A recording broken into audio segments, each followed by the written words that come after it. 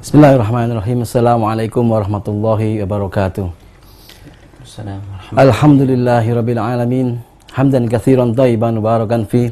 Assalatu wassalamu ala asrofil anbiya'i mursalin nabiyina Muhammad sallallahu alaihi wasallam wa ala alihi wa sahbihi wa man tabi'ahum bi ihsani ila yaumiddin. La haula wala quwwata illa billah. Alhamdulillahirabbil alamin. Pemirsa JTV yang dirahmati Allah, segala puji bagi Allah Subhanahu wa taala yang telah memberikan kita banyak sekali nikmat, dan nikmat yang terbesar di antaranya adalah nikmat iman, nikmat Islam, dan nikmat ilmu, dan juga nikmat kesehatan, juga nikmat kesempatan, sehingga kita bisa berkumpul kembali dalam satu kebersamaan sampai 1 jam ke depan di acara Kaismaya Kajian Islam Malang Raya. Dan kembali pada hari ini kita akan ditemani oleh Al-Ustadz Alvin Sohih hafizahullah taala. Beliau adalah pengasuh pesantren Gria Tilawah, dan beliau juga seorang pengajar di salah satu di beberapa masjid. Maksud saya, untuk itu kita sapa dulu beliau. Assalamualaikum Ustaz. Waalaikumsalam warahmatullahi wabarakatuh. Alhamdulillah, gimana kabarnya Ustaz? Alhamdulillah, baik. Dan tema kita kali ini masih di motivasi Al-Quran, Ustaz. Motivasi Al-Quran. Dan tema kita ini akan menyempit menjadi buku terbaik untuk umat yang terbaik, Ustaz ini. Insya Allah begitu. Gitu ya. Baik, pemirsa, bagi Anda yang ingin nanti ingin berinteraksi kepada kami, Anda bisa menghubungi via telepon di 40107 atau melalui SMS di 0856 4647 6466. Dan sangat kami harapkan partisipasi Anda apabila menanyakan pertanyaan agar sesuai dengan tema yang kita bahas pada saat ini. Baik, untuk menyingkat waktu, kita akan mulai dan kita berikan kepada Al-Ustadz Alvin Sohih hafizahullah ta'ala. Baik, silakan Ustaz. Terima kasih. Bismillahirrahmanirrahim. Assalamualaikum warahmatullahi wabarakatuh. Waalaikumsalam. Alhamdulillahi wa kafa, wassalatu wassalamu ala sayyidil mustafa Muhammad Rasulillah wa ala alihi wa sahbihi wa mawalah. Amma ba'du. Ma'asyarul muslimin, pemirsa Kaismaya yang dimuliakan Allah Subhanahu wa taala. Kita mendapatkan anugerah oleh Allah Subhanahu wa taala, sebuah anugerah terbaik, sebuah nikmat yang paling utama, bahkan Allah menyebutnya sebagai nikmat yang pertama setelah penyebutan namanya, Ar-Rahmanu 'Allamal Qur'an, yakni nikmat mendapatkan pengajaran Al-Qur'an. Kita telah mengetahui bahwasanya apa itu Al-Quran. Dia adalah firman Allah Subhanahu wa ta'ala yang diturunkan melalui malaikat Jibril sebagai utusan yang terpercaya kepada Nabi yang terpilih, Nabi penutup para Rasul yang sangat terpercaya sampai kepada kita dengan mutawatir dan dinilai sebagai ibadah pembacaannya. Ketika seseorang mengetahui dari siapa ucapan itu, siapa yang membawanya, kemudian siapa pula yang menyampaikannya kepada kita, yang mengajarkannya kepada kita, kemudian bagaimana ia sampai kepada kita, bagaimana isinya dan seberapa utama membacanya, maka taulah kita betapa mulianya nikmat yang diberikan Allah Subhanahu wa taala kepada kita selaku umat Islam. Ini merupakan buku terbaik untuk umat terbaik. Ma'asyarul muslimin, Al-Quran disifati dalam sebuah hadis yang diriwayatkan oleh sahabat Ali bin Abi Thalib bahwa semua sisi-sisinya adalah baik. Fihi naba'u man kana qablakum. Di dalamnya ada berita tentang orang-orang sebelum kalian yang kita bisa mengambil iktibar dari kisah hidup mereka. Wa khabaru ma ba'dakum, juga kabar yang menjelaskan tentang apa yang sesudah kita. Wa hukmu ma bainakum, dan hukum yang mengatur tentang kehidupan sesama kita. lengkap sudah. Tidak pernah lekang oleh waktu, dikatakan wala tanqadi ajaibuhu. Tidak pernah terputus keajaiban-keajaiban yang ia sajikan. Mukjizat-mukjizat ilmiah Allah singkap satu persatu dengan memilih manusia-manusia terbaik untuk menunjukkan betapa benar firman Allah Subhanahu wa taala. Wala yashba'u minhul ulama.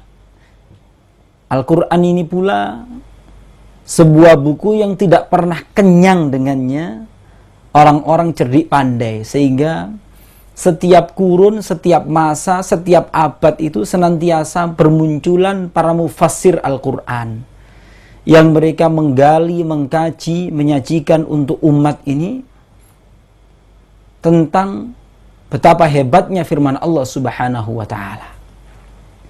Entah kalau dihitung sudah berapa ratus ribu atau bahkan juta tafsir yang ditulis dan menggali keajaiban firman Allah Subhanahu wa taala. Termasuk juga di antara yang menunjukkan bahwa Al-Qur'an ini adalah kitab terbaik, dikatakan man qala bihi sadaqa. Siapa yang berucap dengannya pasti benar. Digaranti pasti benar. Wa man amila bihi ujira. Siapa yang beramal dengannya menggunakan asas acuan Al-Qur'an, maka dia diberi pahala. Wa man hakama bihi adala. Siapa yang berhukum dengan aturannya Al-Qur'an pasti adil. Pasti adil. Wa man da'a ilaihi, dan siapa yang menyeru, mengajak kepada nilai-nilai yang diserukan oleh Al-Qur'an, hudiya ila shiratin mustaqim, dia pasti dibimbing kepada jalan yang lurus. Ma'asyarul muslimin, pemirsa Kismaya yang dimudahkan Allah Subhanahu wa taala, para pecinta Al-Qur'an, buku terbaik ini juga mampu melejitkan semua potensi manusia, sehingga mereka menjadi makhluk yang betul-betul dimuliakan oleh Allah Subhanahu wa taala. Sebagaimana firman Allah Subhanahu wa taala, Al-Qur'an sendiri menyatakan, "Inna hadzal Qur'ana yahdi lillati hiya aqwa." Sesungguhnya Al-Qur'an ini, sesungguhnya bacaan ini, yahdi lillati hiya aqwa, memberikan arahan, memberikan petunjuk kepada jalan yang paling lurus. Semua potensi manusia dilejitkan manakala dia mau menjadikan Al-Qur'an sebagai acuan dalam hidup. Kalaulah tidak karena Al-Qur'an, kita tidak akan mengetahui potensi manusia namanya Abu Bakar As-Siddiq. Kalaulah tidak karena Al-Qur'an, bangsa-bangsa di dunia ini tidak akan mengenal Umar ibn Khattab radhiyallahu ta'ala anhu. Ini manusia-manusia yang melejit. Kenapa? Karena mengenal Al-Qur'an, mereka membacanya, mereka menegakkan hukum-hukumnya. Wa yubashshirul mu'minina alladzina ya'maluna as-salihati anna lahum ajran kabira. Juga Al-Qur'an memberikan kabar gembira kepada orang-orang yang beriman, beramal saleh, bahwasanya mereka itu bakal mendapatkan pahala yang besar di sisi Allah Subhanahu wa taala. Dan tentu bukan hanya berhenti pada pahala membacanya, tapi lebih daripada itu juga. Ma'asyarul muslimin, kalau kita datang ke sebuah toko buku, langsung di bagian depannya tertulis buku terlaris atau buku terpopuler, maka kita yakin, wah ini buku ini banyak dibaca orang, harus saya beli, saya baca ini. Atau beragam buku motivasi supaya jadi orang sukses, supaya jadi orang kaya, subhanallah, bermunculan dan laris manis. Padahal itu hanya mencuatkan satu sisi kehidupan manusia, atau mungkin beberapa saja, beberapa seginya. Tapi ini ada sebuah buku yang dibaca cocok untuk semua umur, cocok untuk semua gender, laki maupun perempuan, cocok untuk orang yang sudah habis sekolahnya di dunia ini, doktor mungkin, profesor, bahkan sampai orang yang taunya hanya Bacaan Al-Quran saja, baca tulisan Indonesia atau ABC dia tidak tahu, tapi dia membacanya, asik dia dengannya. Betapa hebatnya ini, buku yang senantiasa menjadi bestseller di tiap abad, di tiap zaman ini. Kalaulah dinobatkan sebagai buku yang paling laris, tentu dia adalah Al-Quran.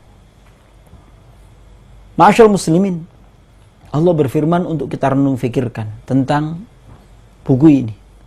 Laqad anzalna ilaikum kitaban fihi dzikrukum afala taqilun.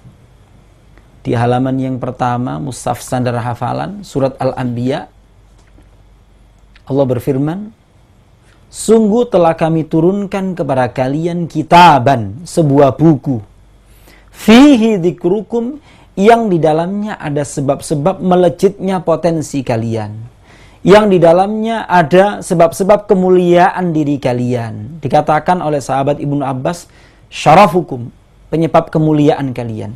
Imam Mujahid mengatakan hadithukum, sebutan kalian, karena memang yang menyebabkan kemuliaan itu, ya kemuliaan nanti mewariskan sebutan yang baik.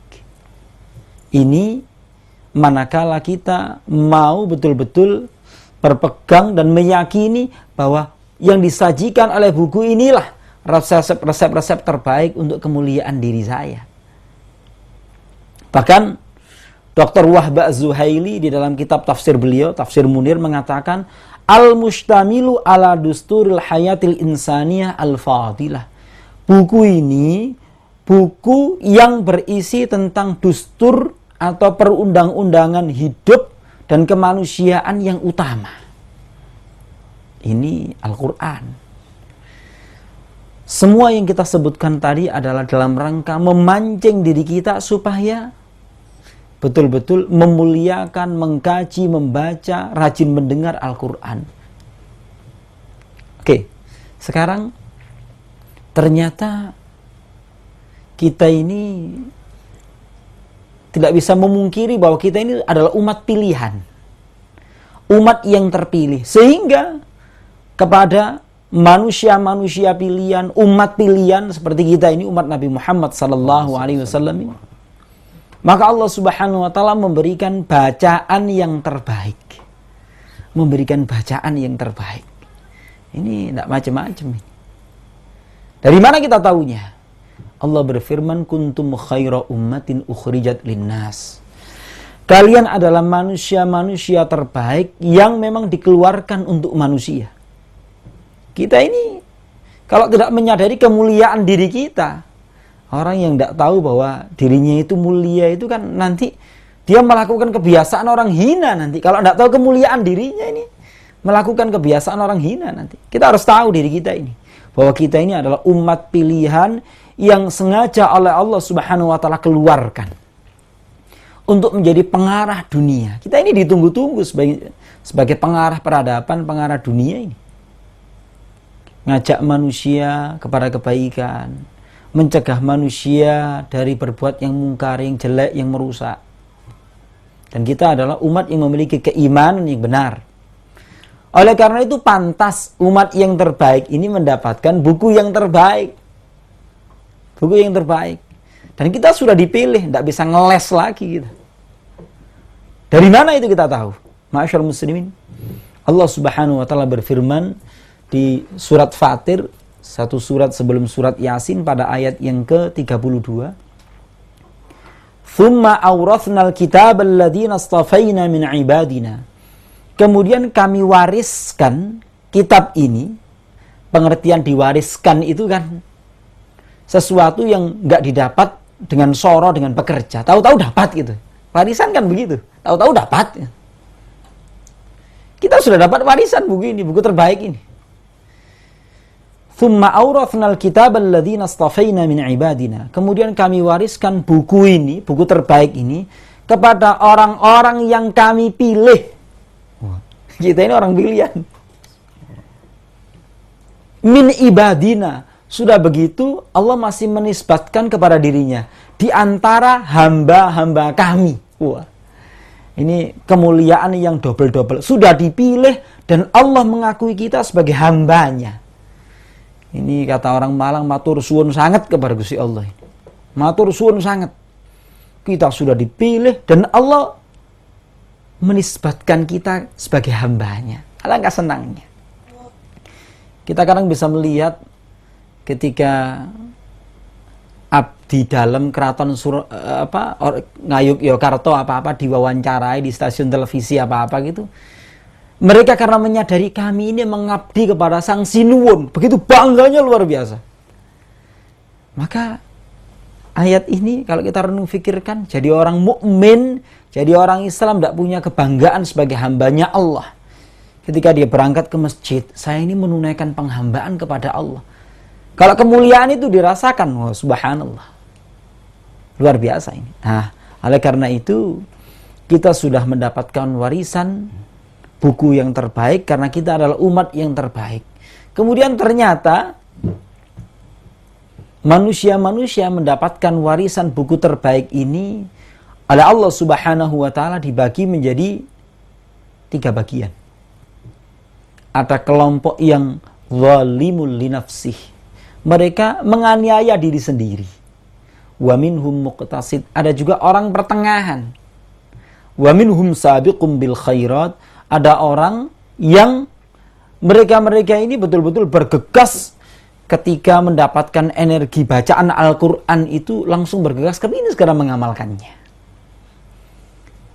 Imam Ibnu Katsir mengatakan, "Faminhum zalimul linafsih, wa minhum muqtasid, wa minhum sabiqum bil khairati biiznillah." 3 jenis manusia menzalimi dirinya sendiri ketika membaca Al-Quran.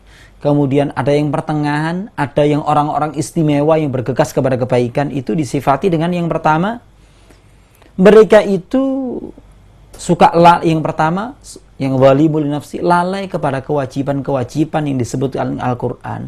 Bahkan mereka juga masih asik dengan sesuatu yang diharamkan oleh Al-Quran.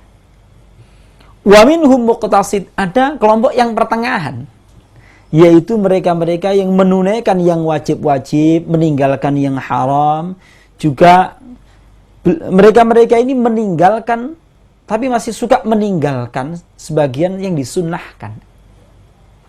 Nah, dan juga mereka masih melakukan yang makruh-makruh senang. Yang makruh-makruh senang. Kadang banyak ucapan, Allah mau makruh tok. Makruh itu kan arti tekstualnya kan yang dibenci. Semestinya kita itu menisbatkan yang membenci ini siapa?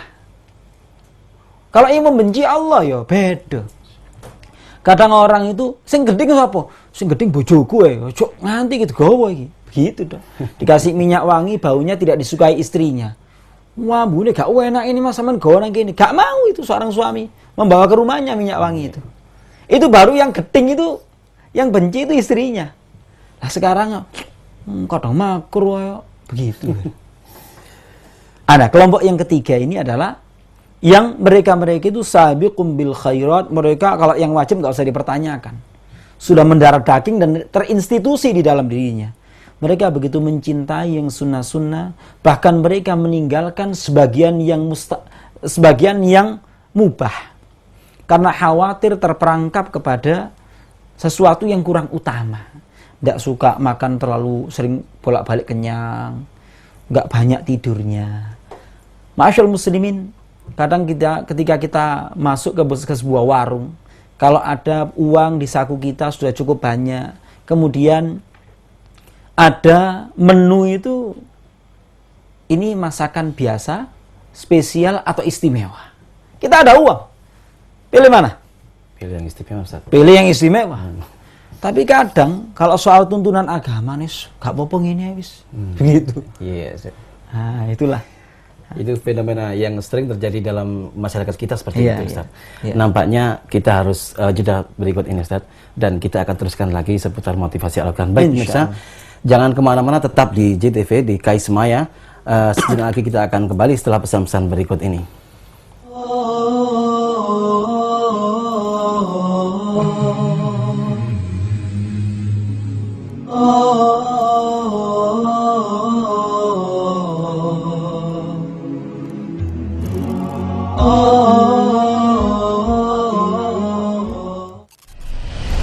Lembaga Dakwah Pendidikan dan Sosial Abu Dzar Al-Ghifari kini sedang membangun Raudhatul Atfal atau teman kanak-kanak dengan penekanan nilai-nilai Islam. Bagi Anda yang ingin bergabung dalam kebaikan dunia dan akhirat ini, silakan kirim infak dan sedekah terbaik Anda ke Bank Syariah Mandiri dengan nomor rekening 704 503 1734 atas nama Ahmadi, atau di Bank BCA dengan nomor rekening 775-015-1633 atas nama Ahmadi, atau hubungi kantor LDBS Abu Dzar Al-Ghifari di Gria Santa E219A area Jalan Soekarno-Hatta, Malang dengan nomor telepon 403809 atau di nomor 081333877474. Semoga infak terbaik Anda melalui LDBS Al-Ghifari diterima oleh Allah Subhanahu wa taala dan dilipat gandakan pahalanya. Dari kami ucapkan jazakumullahu khairan katsira. Aku memandangmu dari segi positif. Tapi kalau dia punya niat baik, maka malaikat mencium bau wangi. Pas jatahnya Sayyidina Utsman, sehingga Yahudi ini nggak mendapatkan hasil.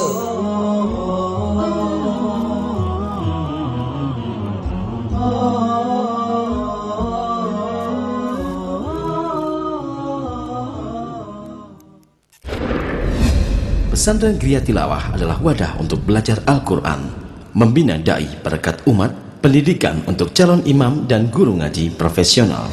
Dibuka pendaftaran santri baru dengan syarat laki-laki lulusan SMA atau sederajat bersedia mengikuti program selama 2 tahun. Waktu pendaftaran hingga tanggal 30 Desember. Bagi calon santri yang telah lulus seleksi akan mendapatkan beasiswa penuh selama 2 tahun. Untuk keterangan lebih lanjut hubungi Sekretariat Gria Tilawah, Jalan Bunga Leli, nomor 59, Lowowaru, Malang dengan nomor telepon 554 8445 atau akses di web kami griatilawah.com.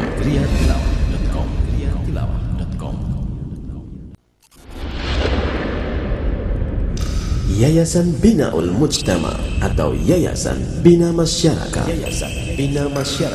menaungi Masjid Jami Al-Um, SD Islam Al-Um, Pesantren Tinggi Al-A'immah, Perpustakaan Al-Ghamidi, Majalah Al-Um, majalah keluarga, dan Radio Al-Um 102,5 FM, Radio Ahlus Sunnah wal Jamaah, Radio Ahlus Sunnah wal Jamaah. Kunjungi website kami di www.binamasyarakat.com.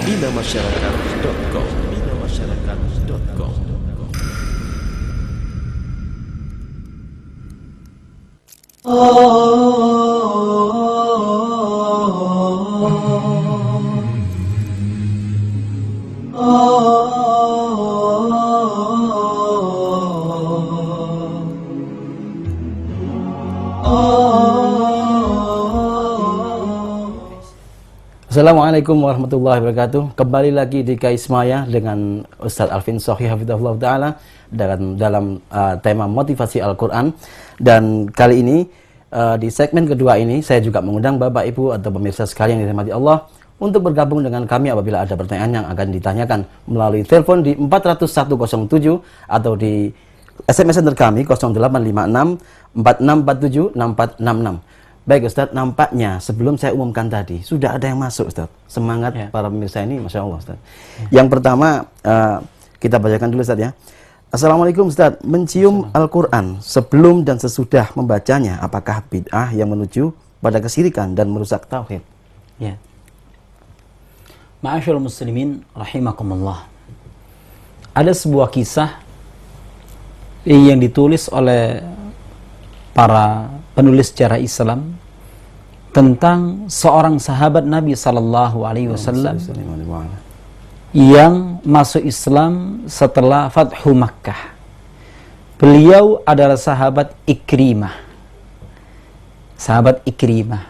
Ini meskipun belakang namanya tak marbuto, bukan orang perempuan tapi laki-laki. Ikrimah ini adalah putra Abu Jahal. Kalau dilihat bapaknya, Nabi menyebut sebagai Fir'aunu hadhil ummah. Fir'aunnya umat ini adalah Abu Jahal. Tapi anaknya seorang muslim, pembela dan sangat mencintai Rasulullah sallallahu alaihi wasallam.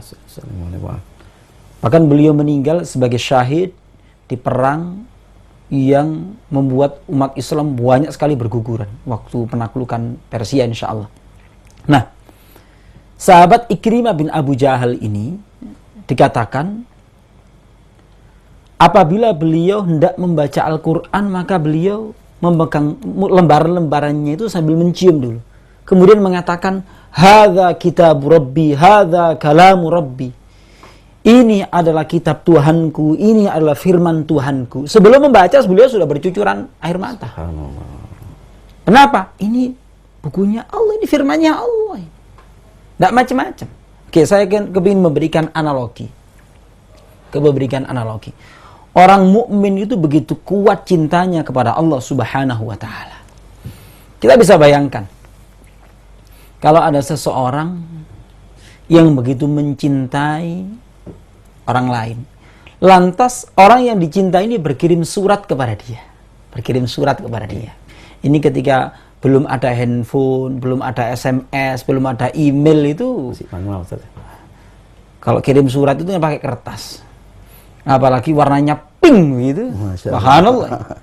Mau dibuka, dicium dulu, Masya Allah, dibaca namanya. Waduh, ini dari orang yang sangat saya cintai. Seorang ibu yang anaknya tinggal di luar negeri, lama ndak kirim kabar. Kata diwaca surati, Masya Allah, anakku berlinang air mata ini. Begitu. Jadi, saya yakin orang yang mencium Al-Quran itu bukan dalam maksud untuk menyembah Al-Quran itu, bukan. Tapi karena cintanya kepada Allah Subhanahu wa ta'ala.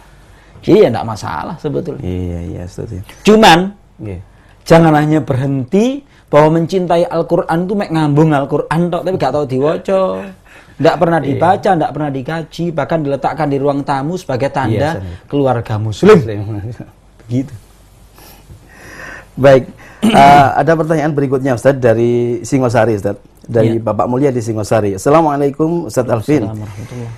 Bagaimana cara menghafal Al-Quran dengan baik dan benar, dan supaya nggak lupaan, Ustaz? Gimana caranya? Syukron.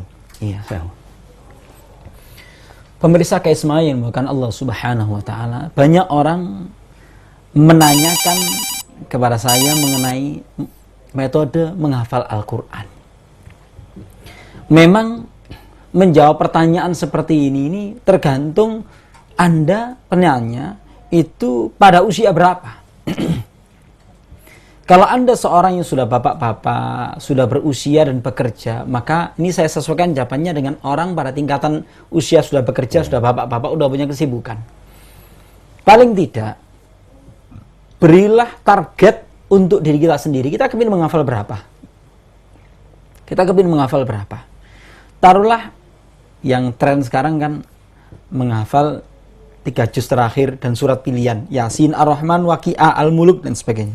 Ustaz, bisa mungkin kita terima telepon dulu, setelah itu kita jawab lagi. Insyaallah. Ya, Assalamualaikum, telepon yang masuk. Assalamualaikum. Halo, Assalamualaikum. Putus kayaknya. Ustaz. Nah, sambung. Oke. Taruhlah kita memasang target dalam 1 tahun, kalau orang sudah bekerja, kita punya target 1 tahun 1 juz saja. 1 tahun 1 juz. Maka kita bikin target, saya kepingin 6 bulan pertama selesai 1 juz. 6 bulan yang berikutnya ini hanya untuk murojaah saja, 1 juz ini. Digunakan di dalam sholat sunnah. Kalau memang sambil ngimami di kampungnya, ya sambil dipakai ngimami. Sambil membaca dengan mushafnya gimana? Enggak, dengan hafalan maksudnya. Oh iya. Hafalan yang sudah didapat itu. Kemudian ada teknis kecil. Teknis kecil adalah kita menggunakan hari Ahad, Senin, Selasa, Rabu, Kamis. Kita gunakan hari Ahad itu kan 1. Iya. Hari Ahad ini baris 1 sampai 5. Hari Seninnya baris 1 sampai 10. Kemudian baris hari Selasa, karena 3, Selasa itu kan 3. Baris pertama sampai 15. Ini kalau Anda menggunakan mushaf standar hafalan dapat 1 halaman. Karena tiap halamannya adalah 15 baris. Kemudian hari Rabunya mulai baris 1 sampai ke 20. Hari Kamisnya baris 1 sampai baris ke 25. Hari Jumat untuk murojaah. Hari Sabtu juga untuk mendengarkan bacaan kita, mungkin distorkan. Kenapa kok setoran?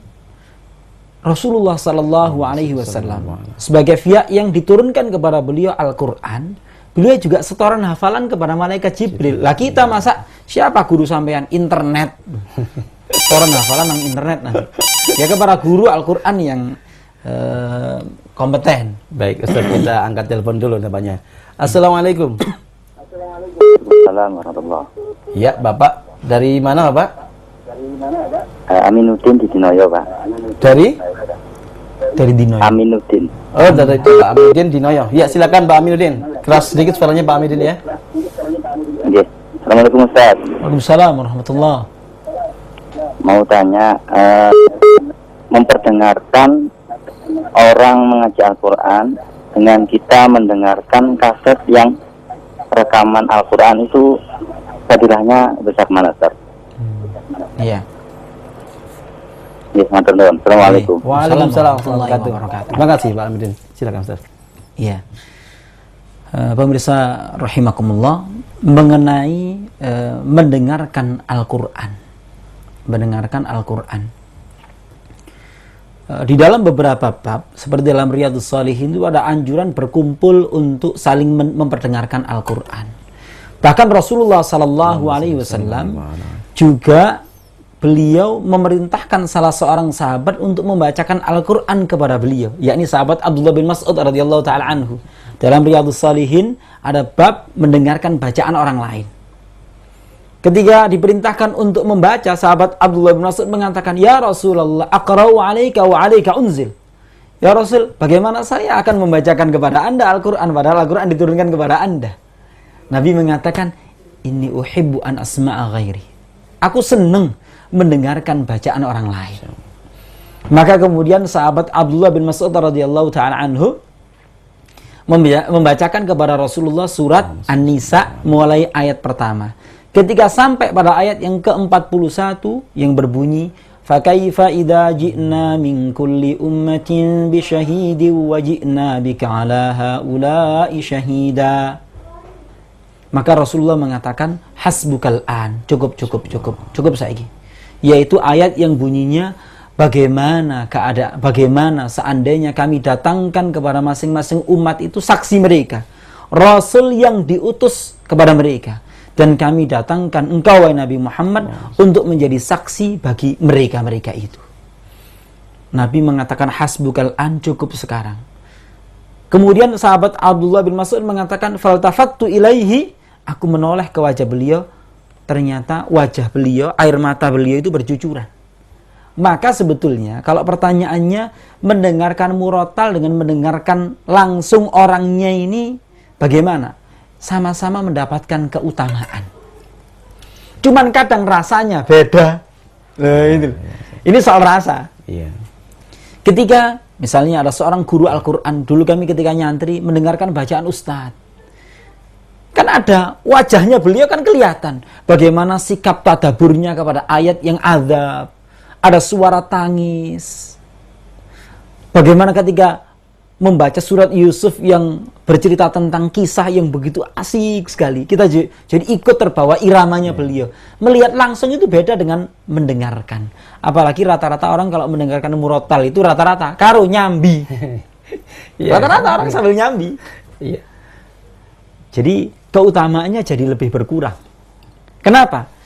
Allah berfirman dalam surat Al-A'raf, "Wa idza quri'al Qur'an fastami'u lahu wa ansitu la'allakum turhamun." Apabila dibacakan kepada Anda Al-Quran, maka dengarkan dengan seksama, perhatikan betul-betul agar kalian mendapatkan rahmat. Kan begitu? Iya. Ya, jadi rasanya beda. Keutamaannya ya dapat keutamaan. Hanya rasa aja. Iya. Berarti sama-sama faedahnya. Kan? Iya. Kalau begitu kita ke SMS berikutnya, Ustaz. Assalamualaikum. Bentar kita terima dulu. Iya. Assalamualaikum. Halo, assalamualaikum. Warahmatullahi wabarakatuh.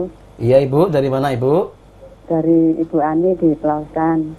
Ibu Ani di Pelausan. Pelausan. Ya. Silakan Ibu, monggo Ibu. Ustadz yang dimuliakan Allah Subhanahu wa taala.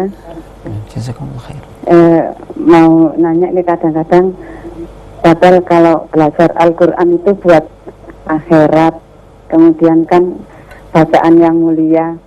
Tapi kadang-kadang orang itu suka meremehkan gurunya, misalkan ada orang seperti ini.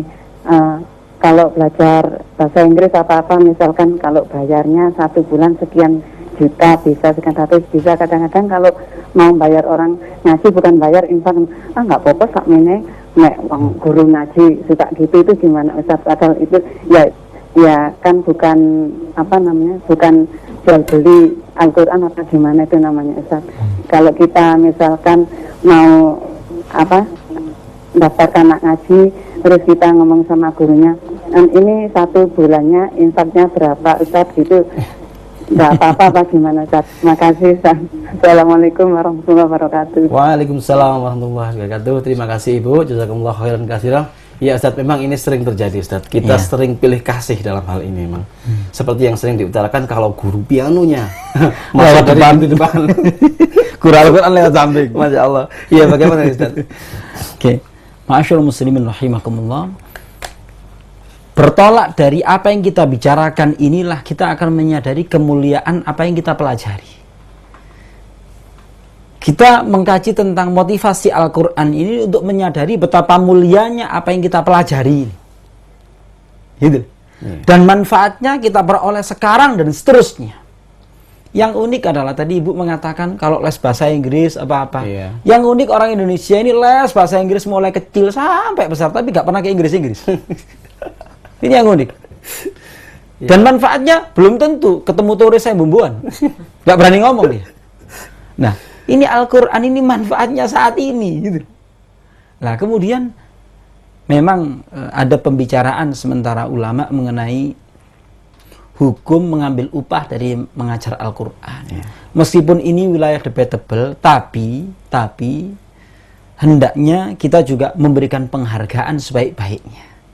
Karena dalam sebuah hadis dikatakan, inna ahkum akhadtum alaihi ajar kitabullah. Sesungguhnya sesuatu yang paling hak untuk kalian mengambil upah darinya adalah mengajar kitabullah. Ada yang menggunakan hadis ini, ada yang menggunakan riwayat sahabat Abi Sa'id Al-Khudri radhiyallahu ta'ala anhu meruqyah seseorang dengan Fatihah, kemudian mengambil upah ju'lan, upah berupa kambing itu yang sebagaimana riwayat dalam Sahih Bukhari itu. Jadi ya kita berikan penghargaan yang sepantasnya. Ini sebetulnya soal kemasan dakwah dan manajemen dakwah saja. Jadi kita harus rasa kita ini yang kita asah sebenarnya. Kita ini rumongso ndak bahwa ini adalah yang lebih berharga. Gitu Ustaz. Betul. Saya kira itu Bu ya. Ibu, jadi itu beberapa orang memang memilih demikian karena mereka belum tahu. Tapi kalau mengetahui hadis yang dinyatakan oleh Ustaz Alvin barusan tadi, Masya Allah, pasti semuanya akan berubah.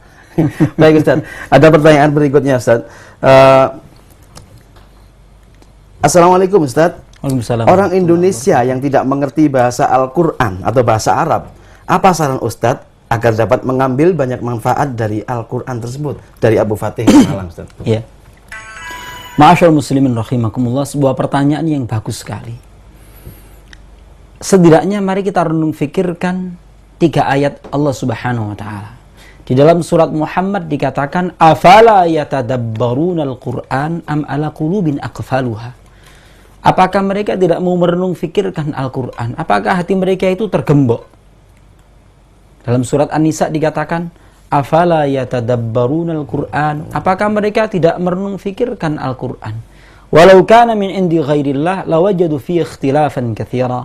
Kalau seandainya Al-Qur'an itu berasal dari selain Allah, mereka pasti akan mendapati pertikaian ayat-ayatnya itu begitu banyak.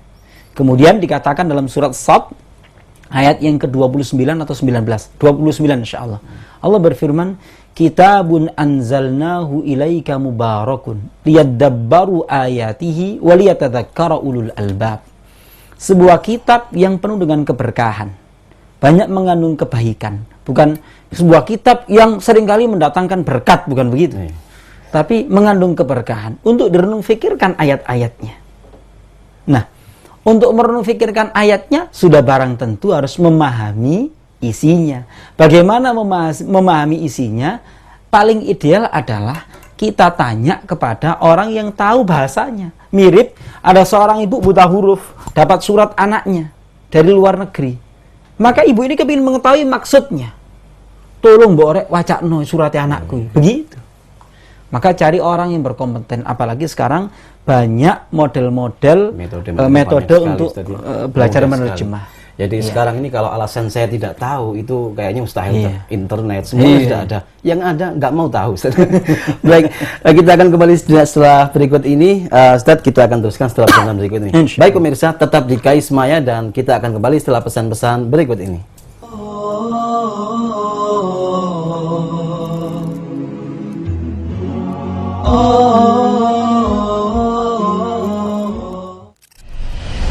Lembaga Dakwah Pendidikan dan Sosial Abu Dhar Al-Ghifari kini sedang membangun Raudhatul Atfal atau teman kanak-kanak dengan penekanan nilai-nilai Islam.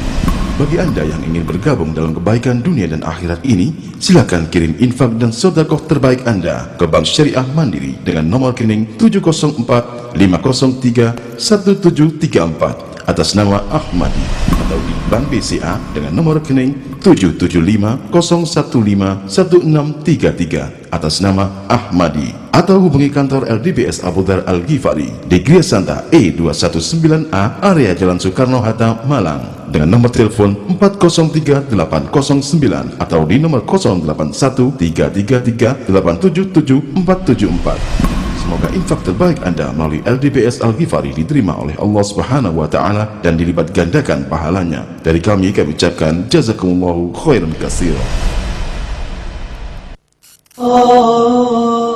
Aku memandangmu dari segi positif. Tapi kalau dia punya niat baik, maka malaikat mencium bau wangi. Pas jatahnya Sayyidina Utsman, sehingga Yahudi ini nggak mendapatkan hasil.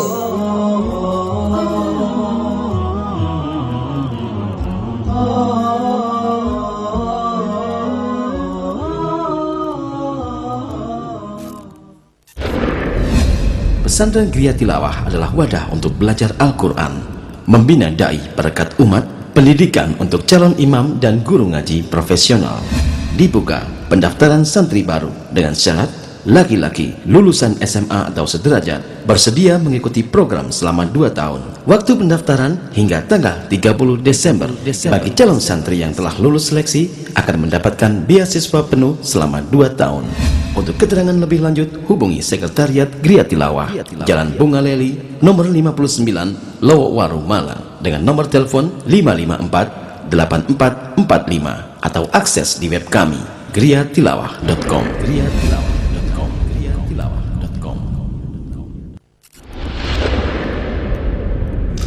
Yayasan Binaul Mujtama atau Yayasan Bina Masyarakat, menaungi Masjid Jami Al-Um, SD Islam Al-Um,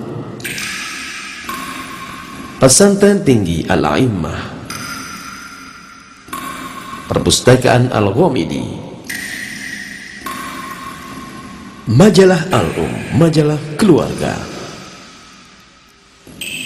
dan Radio Al-Um 102,5 FM, Radio Ahlus Sunnah wal Jamaah,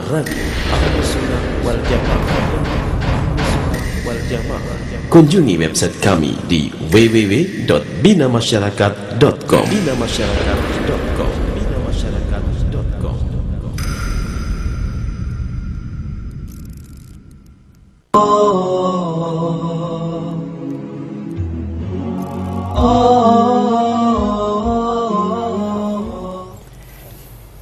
Assalamualaikum warahmatullahi wabarakatuh. Kita kembali di segmen yang ketiga ini.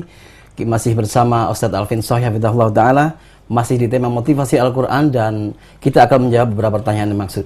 Ustadz, ini ada pertanyaan lagi Ustadz yang tadi sempat kita mau bacakan. Assalamualaikum Ustadz, dari Ibu Yuli di Batu. Apa boleh saya membaca surat Waqiah setiap hari Ustadz? Iya. Syukron. Ya, membaca surat Al-Waqiah setiap hari. Surat yang ke-56. Ma'asyarul muslimin, membaca Al-Quran secara umum adalah baik. mentradisikan bahkan mencintai sebuah surat di dalam Al-Quran mempunyai argumentasi yang masyhur. Sebagaimana ada seseorang ketika ditunjuk menjadi pemimpin sebuah kavaleri, sebuah pasukan oleh Rasulullah SAW, setiap kali dia memimpin sholat selalu dalam rakaat pertama dan keduanya dia membaca surat Qul Huwallahu Ahad, surat Al-Ikhlas. Sampai-sampai anak buahnya itu tanya, orang ini kok selalu membaca surat Qul Huwallahu Ahad, itu ada apa? Ketika sampai kembali ke kota Madinah, maka dilaporkan kepada baginda Rasul SAW. Maka beliau mengatakan, tanya kepada dia, apa alasannya dia itu kok terus-menerus membaca surat Qul Huwallahu Ahad? Ketika ditanyakan kepada yang bersangkutan, karena surat itu menyebutkan sifat Tuhan yang Maha Pemurah, aku mencintai surat itu. Masya Allah. Maka ternyata Nabi ketika mendapatkan laporan kecintaannya kepada surat itu yang bakal menyelamatkan dia, kan begitu? Iya. Ini mencintai surat Qul Huwallahu Ahad. Nah, orang yang membaca tiap hari surat Al-Waqiah karena cintanya dia kepada surat Waqiah, subhanallah, tidak berkurang kemuliaannya mencintai Al-Quran ini. Memang ada sementara masyarakat kita itu yang gaduh no. Baca surat Waqiah itu obat anti miskin. Kan begitu. Kalau kepingin jadi konglomerat kaya, maka baca surat Waqiah tiap malam.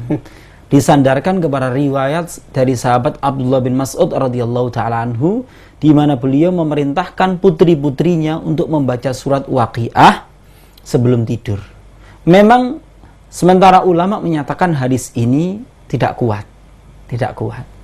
Akan tetapi secara umum membiasakan surat Waqiah setiap hari dibaca, ya enggak apa-apa. Bahkan saya kadang berpikir masyarakat kita ini hanya tinggal di-upgrade saja tradisinya. Apa itu? Sudah ada tradisi Yasinan, bagus. Ada Al-Waqi'an, bagus. Tinggal dikembangkan, ada tradisi Al-Baqaraan. Ada Ali Imronan, ada An-Nisaan. Maksudnya apa? Bukan hanya nanti berhenti membaca Yasin, dapat makan pulang, enggak. Tapi secara berkala tiap pertemuan itu digaji surat Yasin 1-5. Dan maknanya? Berikut maknanya, berikut tafsirnya dibaca. Masya Allah, itu. Saya kadang membayangkan, kalau seandainya orang yang membaca Yasin itu merenung fikirkan ayat yang ke-12. Inna nahnu nuhyil mauta wa naktubu ma qaddamu wa atharahum wa kulla syai'in ahsaynahu fi imamin mubin. Sesungguhnya kami yang bakal menghidupkan yang mati, menulis semua apapun yang mereka lakukan dan bekas-bekasnya, segala sesuatu sudah tercatat di dalam kitab induk yang nyata. Ini ayat ini kan seputar orang berangkat sholat jamaah, mau pindah rumah supaya dekat dengan masjid Nabi SAW, beli kaplingan di samping masjid Nabawi. Ternyata Nabi mengatakan, diarakum tuktabu atharakum. Sudah, sampean tetap aja tinggal di rumah sampean yang lama, nggak usah pindah. Sebab apa? Bekas-bekas jalan sampean dari rumah menuju masjid itu dicatat oleh Allah Subhanahu wa taala. Kemudian Nabi menyebutkan surat Yasin ayat ke-12 itu. Saya kadang mikir-mikir, kalau orang itu rajin membaca surat Yasin, semestinya dia adalah orang yang paling semangat untuk sholat berjamaah. Semestinya. Ini baru surat Yasin. Kalau seandainya orang itu membaca surat Waqiah, rindunya kepada surga itu luar biasa. Kenapa? Manusia dibagi 3 dalam surat Waqiah ini. Ada golongan kanan, ada golongan kiri, ada golongan muqarrabun. Otomatis dijabarkan pula akibatnya muqarrabun ini apa? Kesudahannya orang muqarrabun ini apa? Kesudahannya golongan kanan ini apa? Kesudahannya golongan kiri ini apa? Semuanya pasti punya gairah untuk beramal. Kenapa? Kepingin jadi muqarrabun semuanya. Ya paling tidak golongan kanan, ojo sampai jadi golongan kiri. Itu akibat dari membaca Waqiah. Dan bukan hanya berhenti pada aspek pembacaannya saja, tapi merenung fikirkan artinya, kemudian sikap yang muncul dari senang membaca Waqiah ini apa? Ya tidak apa-apa membaca surat Waqiah. Merubah mindset dan juga harus ada salah satu pembimbing, Ustaz, ya. Kemudian dibahas itu satu-satu. Masya Allah. Ya, ternyata tradisi kita itu sebenarnya kalau dikaji lebih baik atau diperbaiki lagi ini menimbulkan satu yang luar biasa, Ustaz. Iya. Mungkin dari sini Ustaz, mungkin bisa antum hari ini beri kesimpulan, Ustaz. Iya. Saya kepingin memberikan kesimpulan dengan firman Allah Subhanahu wa taala di dalam surat Ali Imran ayat yang ke-79. Allah berfirman, "Ma kana li basharin ayyutiyahu Allahul kitaba wal hukma wan nubuwata, thumma yaqulu lin-nasi kunu ibadan li min dunillah, walakin kunu rabbaniyina bima kuntum tu'allimunal kitaba wa bima kuntum tadrusun." Artinya, tidak pantas bagi seorang manusia yang Allah memberikan kitab, hikmah, kenabian, kemudian dia mengatakan kepada manusia, jadilah kalian hambaku, sembahlah aku, selain daripada menjadi hamba Allah. Tapi hendaknya dia menjadi kunu rabbaniyina, jadilah kalian orang-orang yang rabbani. Jadi kita ini orang mukmin ini, umat-umat terpilih dengan buku pilihan, buku terbaik ini diperintahkan oleh Allah Subhanahu wa taala menjadi orang-orang rabbani. Ciri orang rabbani itu dua. Dalam surat Ali Imran ayat yang ke-79 ini, yakni bima kuntum tu'allimunal kitaba, disebabkan kalian senantiasa mengajarkan Alkitab, mengajarkan Al-Qur'an. Wa bima kuntum tadrusun, dan disebabkan kalian senantiasa mempelajarinya. Lah tugasnya para ulama, para cendekia dalam Islam ini, di antara umat Islam ini, untuk membuat kurikulum kepada masyarakat. Tahapan-tahapannya bagaimana belajar Al-Quran ini. Pertama mungkin belajar membacanya, kemudian belajar menerjemahnya, tafsirnya, terus. Jadi perlu dibikin kurikulum memang dalam rangka merealisasikan ini. Itu. Jadi kalau kita berbicara masalah Al-Quran, Ustaz, ternyata kalau dikembalikan kepada judul tadi, buku terbaik untuk umat terbaik, ini bukan hanya untuk umat terbaik yang di sini, untuk Rasulullah atau para sahabat saja, ya. Iya. Umat terbaik di sini maksudnya adalah kita ini. Iya. Masya Allah. Kalau begitu, apakah umat-umat terbaik itu semuanya disebut umat terbaik apabila dia mempelajarinya sedikit atau banyak, Ustaz? Iya. Iya. Sahabat Umar bin Khattab radhiyallahu taala anhu pernah mengomentari surat Ali Imran ayat yang ke-110 itu. Yaitu kenapa Allah Subhanahu wa taala menggunakan lafaz kuntum khaira ummatin ukhrijat linnas. Kalian adalah sebaik-baiknya umat yang dikeluarkan untuk manusia. Kok menggunakan kuntum? Kok bukan antum? Kalau antum kan hanya merujuk kepada para sahabat radhiyallahu taala anhum, orang yang semasa dengan Rasulullah sallallahu alaihi wasallam, yang menyertai perjuangan beliau. Tapi ternyata supaya kita-kita ini yang hidup sesudah zaman Nabi, sesudah zaman sahabat, sesudah zaman tabi'in, manakala kita mempunyai sifat seperti sifat para sahabat radhiyallahu taala anhum kepada Al-Qur'an, yaitu menjadi umat yang senantiasa menyeru, mengajak kepada kebaikan, mencegah dari kemungkaran, maka kita pun dapat. Jadi bukan hanya untuk orang-orang sebelum kita Al-Quran itu, resep kemuliaan sebagai umat yang terbaik itu juga akan kita dapatkan manakala kita mengambil sikap yang sama dengan para pendahulu kita. Nah sekarang ini perlu kita rintis memang. Gak boleh putus asa. Kalau melihat kondisi umat sekarang ini, ya apa cara memperbaiki umat ini? Ngajak nang Al-Quran ya apa? Tiga sinau duduk sebentar membaca saja tidak mau. Konon lagi mengkaji dan membaca tafsirnya. Wah, sangat tidak mudah. Ya, alhamdulillahirabbil alamin. Tak terasa Ustaz, kita sudah di penghujung acara ini. Sudah 1 jam kita membicarakan masalah buku terbaik untuk umat terbaik ini. Masya Allah. Buku terbaik untuk umat terbaik. Iya. Dan pemirsa JTV Kajian Islam Malang Raya yang senantiasa dirahmati Allah Subhanahu wa taala. Demikian tadi telah kita ikuti bersama kajian tentang motivasi Al-Qur'an, yaitu seputar motivasi Al-Qur'an dengan tema buku terbaik untuk umat terbaik. Masya Allah, kita dapatkan banyak sekali, tapi walaupun hanya waktu yang singkat ini, semoga kita bisa mengambil manfaat dari apa yang telah disampaikan oleh beliau. Dan kami juga mengucapkan terima kasih pada partisipasi dari antum semua, para pemirsa semua yang menelpon di 40107 ataupun di SMS center kami. Dan juga kami ucapkan terima kasih kepada semua pendukung acara ini, yaitu pencinta amal jariah. Dan bagi Anda yang ingin juga memvote atau mendukung acara ini, kami Anda bisa mengajukan dukungan Anda di SMS center kami, yaitu di 0856 4647 6466, dan Anda nanti bisa dapatkan CD kajian dari kajian-kajian kita di KAIS Maya ini. Dan pemirsa, kami mohon maaf atas segala kekurangan, dan apabila ada kesalahan juga kami mohon maaf.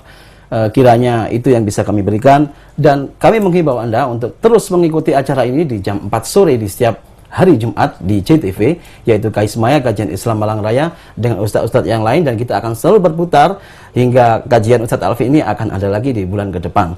Baik Ustadz, kita akhiri dengan kafaratul majelis, Ustadz. Subhanakallahumma rabbana wa bihamdika asyhadu an la ilaha illa anta astaghfiruka wa atubu ilaik. Assalamualaikum warahmatullahi wabarakatuh. Waalaikumsalam warahmatullahi wabarakatuh.